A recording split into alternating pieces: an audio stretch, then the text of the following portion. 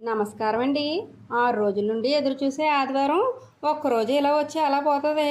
సోమవారం నాడు మళ్ళీ బడికెళ్ళగానే క్యాంపెయినింగ్ పేరు చెప్పి మళ్ళీ బస్సు ఎక్కించేశారు. కిటికీకి పక్కనే చోటించేసుకొని ప్రకృతి అందాలను పరిశీలించుకుంటూ చేరాల్సిన చోటుకి చేరుకున్నాము. గుంపులు గుంపులుగా వెళ్తే బందిపోట్లని ఊరు జనాలు భయపడతారని ఇద్దరు ముగ్గురు చెప్పున విడిపోయి తిరుగుతున్నాము. అలా తిరుగుతూ ఉంటే గుడి ఒకటి ఎదురైంది. ఆ గుడి అరుగుల మీద పెద్ద పెద్ద డ్రమ్ములు కనిపించాయండి. వీటిని డ్రమ్ములు డప్పులు అనకూడదమ్మా, గారడీలు అంటారని ఇక్కడ కూర్చున్న పెద్ద మనిషి చెప్పారు.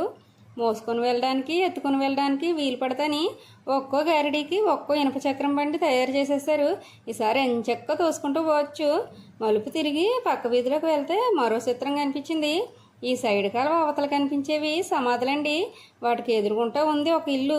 అదేటక్క శ్మశానానికి ఎదురుగా కట్టారు, మీకు భయమేదా అని అడిగితే బతుకున్న మనుషులకు భయపడాలి కానీ చచ్చిపోయిన శవాలకు ఎందుకమ్మా భయపడ్డామని సింపుల్గా సమాధానం ఇచ్చింది. అచ్చమైన స్వచ్ఛమైన ప్రకృతి గాలిని ఆస్వాదించే అదృష్టం మనుషులకే కాదండి, పశువులకు కూడా లేదని నాకు ఇప్పుడే అర్థమైంది. కింద 2 సొమ్ములు కట్టి మీద 3 ఫ్యాన్లు పెట్టారు.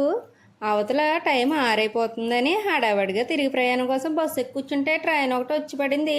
ట్రైన్ వెళ్ళిపోయినా బస్సు కదలదేంటని చూస్తే మా డ్రైవర్ శ్రీని గారు దర్జాగా ఫోన్ మాట్లాడుకుంటున్నారు.